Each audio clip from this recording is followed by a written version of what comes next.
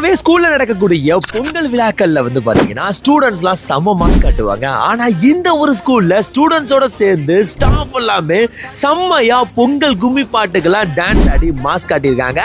வேற எந்த ஸ்கூலும் இல்லைங்க, நம்ம திருவாரூர்ல ரொம்பவே ஃபேமஸா இருக்கக்கூடிய ஒரு மாசான ஸ்கூலு டெல்டா பப்ளிக் ஸ்கூல் தாங்க.